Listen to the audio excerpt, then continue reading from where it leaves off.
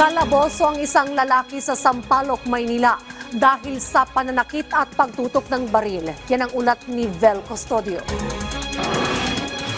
Batay sa kuha ng closed-circuit television camera na ito, kita ang pagrehistro ng lalaking tila nakatambay lamang sa lansangan ng Barangay 449, Sampaloc, Manila.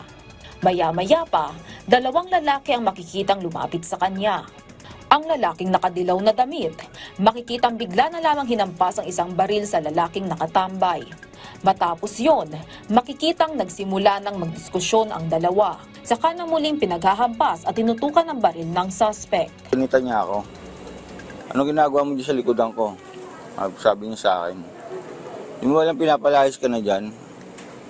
Ngayon sabi ko, sige, lalayas ako kahit dyan na lang ulit matulog sa kalsada, sabi ko sa kanya. Lumayas ka na. Talagang lalayas ako. Nagkasigawan na kami na konti. Base sa lalaking biktima, hindi naman daw pagmamayari ng suspect na si alias June ang jeepney. Sadyang napag-initan lang ang biktima, dala ng labis na kalasingan ng suspect. Umuwi pa raw ang suspect pero kukunin pala niya ang baril sa bahay. Sinubukan pang awatin ng kainuman ng suspect ang masama niyang tangka sa biktima. Pero ayaw paawat si alias June. Pagkampas sa amig ng pumutok. Pansamantala pa raw nabingi ang biktima dahil sa tunog ng putok ng baril. Nagkaroon pa ng pasa ang biktima sa braso nang salagin niya ang pagpupukpok sa kanya ng baril. Mabuti na lang at may malapit na ospital sa lugar kung saan kumaripas ang biktima para makatakas sa suspect. Swerte naman na meron tayong pulis na nagpapamedical din doon at humingi naman ng karagdagang assistance yung ating responding police officer.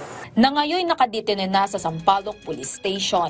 Kumpiskado kay alias June ang isang kalibre 45 na kargado ng bala at isang basyo.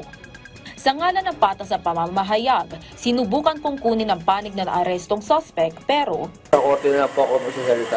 haharapin ng suspect ang patong-patong na reklamong grave threat at physical injuries. Haharapin din niya ang reklamong illegal discharge of firearms kasunod na implementasyon ng gun ban noong ginawa niya ang krimen. Vel Custodio para sa Pambansang TV sa Bagong Pilipinas.